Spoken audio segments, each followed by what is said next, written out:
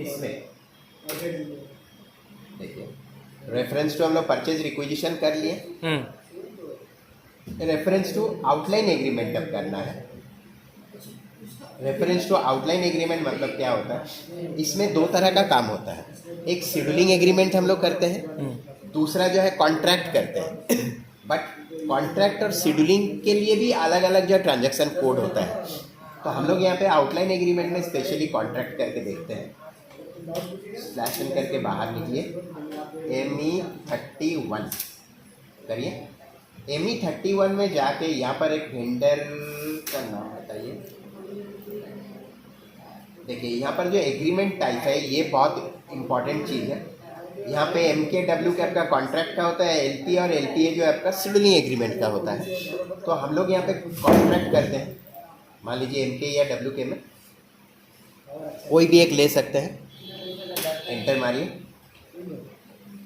ये कॉन्ट्रैक्ट कितना दिन के लिए वैलिड है, एक डेट यहाँ पे डाल दीजिए, 3 महीना, 6 महीना, 9 महीना, कुछ भी, ठीक है। मटेरियल का एक नाम डाल दीजिए, JJ111। इसको टारगेट क्वांटिटी मान लीजिए कि 100, नेट प्राइस मान लीजिए 1200।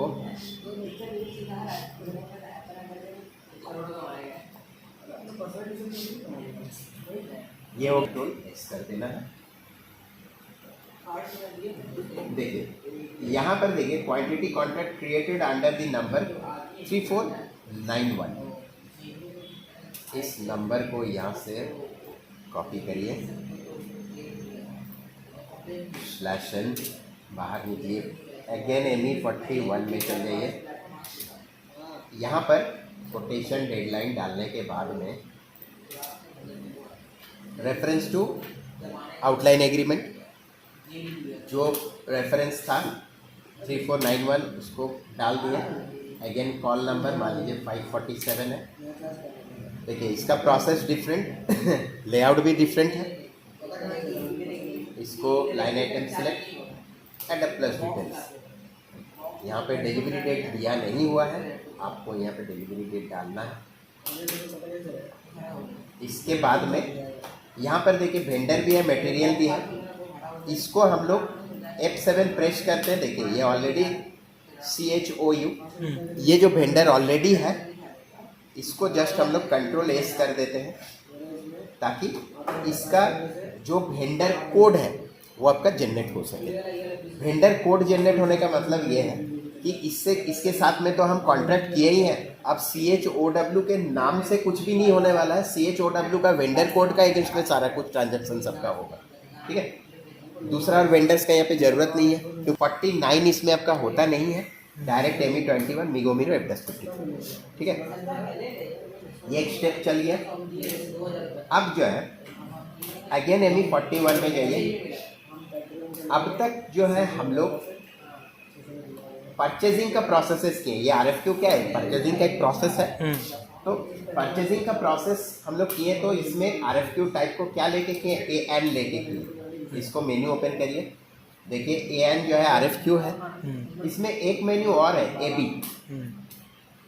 कंपनी में महीना भर हो या साल भर हो, मटेरियल यूज़ होने के बाद में कुछ कुछ मटेरियल्स होता है कि उसका स्क्रैप बच जाता है, ठीक है ना।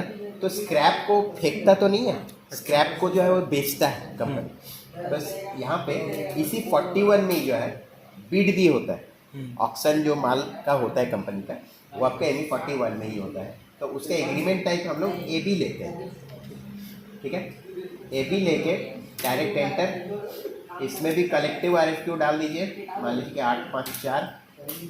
मटेरियल मान लीजिए JJ111। क्वांटिटी मान लीजिए कि 10। अब क्या करते हैं, JJ111 बोलने से मान लीजिए कि स्टील कैटेगरी हम लोग जो ऑक्शन करते हैं, पर्टिकुलर एक टाइप का मटेरियल को ऑक्शन नहीं करते। मान लीजिए अगर स्टील है तो स्टील में मान लीजिए कि बड़ा साइज, छोटा साइज, गेज में कुछ आपका डास्ट है, वो सारा कुछ क्या किया ने स्टील के साथ में मिला के एक साथ में रख दिया। वो मिलेगा रद्दी के भाव, सब एक ही दाम से आपका दे देगा, ठीक है। तो इसीलिए क्या किया जाता है, यहाँ पे JJ1 को क्या करिए, डिलीट कर दीजिए। हमको सिर्फ और सिर्फ यहाँ पर स्टील चाहिए। तो अब स्टील कैटेगरी में जो भी आपका आएगा वो यहाँ पे डाला जाएगा। वो मान लीजिए कि 10 टन का आपका है, एंटर आप मानिए। कब तक आपको डिलीवरी आपको करना है, मान लीजिए 15। देखिए इसका थोड़ा सा स्क्रीन लेआउट जो है दूसरा है। शॉर्ट टेक्स्ट में क्या लिखेंगे, स्टील लिखेंगे। क्वांटिटी आपका 10 है, यूनिट मान लीजिए कि टन नहीं केजी होगा। ग्रॉस प्राइस इसका 1200 है। जो ये 1200 देगा, 1200 यूरो जो पे करेगा, मटेरियल वही लेकर जाएगा। इतना करने के बाद में यहाँ पर एक स्टेप बैक करके अब हम क्या करते हैं ना, वेंडर एड्रेस यहाँ पे फिल करते हैं। वेंडर एड्रेस क्या है, मान लीजिए यही वेंडर आपको एक ही साथ सारा माल खरीद रहा है, 1200 ये पूरा पेमेंट कर देगा। कंट्रोल से इसको कर दीजिए।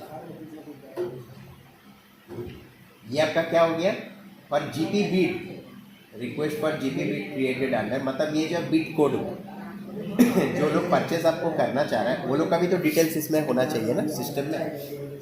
एनी 47 में चल जाइए, ये नंबर के अगेंस्ट में देखिए, ये ऑलरेडी जो है 10 का क्वांटिटी था, CHOU 10 का क्वांटिटी था ना। 10 का आपका क्वांटिटी में नेट प्राइस कितना हो गया, 1200 का पर टन का हिसाब से 10 का कितना हो जाएगा, 12,000 हो जाएगा। 12,000 देखिए ब्लू में है, ये आप चेंज नहीं कर सकते इसको।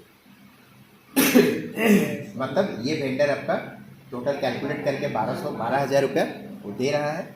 इसको सिंपली कंट्रोल एस कर दिए, नोट डेटा चेंज।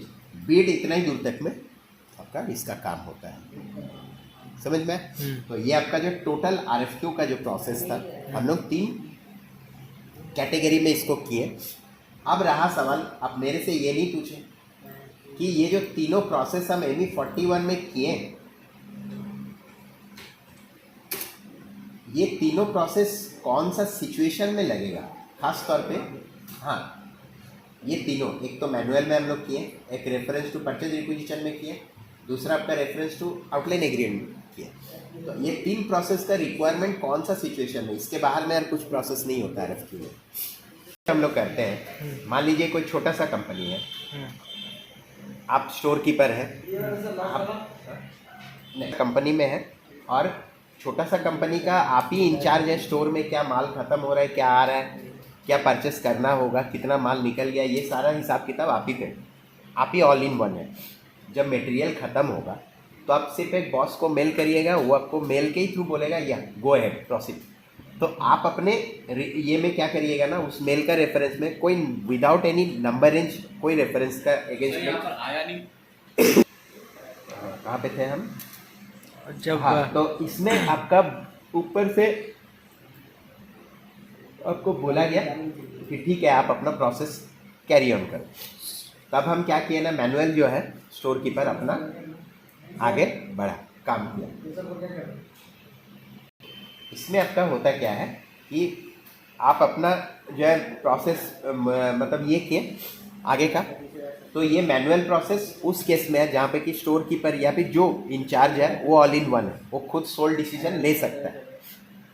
अब आते हैं टाटा स्टील जैसा कुछ बड़ा कंपनी में, उसमें एक प्रोक्योरमेंट डिपार्टमेंट में 100 से 75 से 80 आदमी काम करते हैं, 100 आदमी एक डिपार्टमेंट में काम करता है।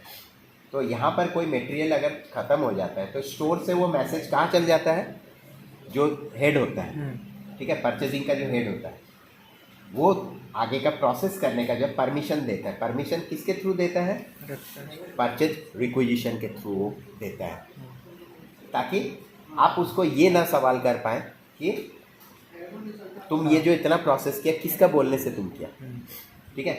तो ये रेफरेंस में उसका प्रोसेस होता है। अब आउटलाइन एग्रीमेंट क्या हुआ, कंपनी का डेटाबेस में जो भी वेंडर्स का लिस्ट है, बाहर में आप चुनी किया नहीं, सिलेक्शन ये सारा कुछ किया नहीं, वो डायरेक्टली क्या किया, एक वेंडर को जानता है, ये वाजिफ देता है सारा कुछ चीज़, इसका रेट वगैरह सब ठीक है, उसको जान के क्या किया, उसके साथ कॉन्ट्रैक्ट में जो है आपका जुड़ गया, 3 महीना हो 6 महीना हो, एक ड्यूरेशन के लिए।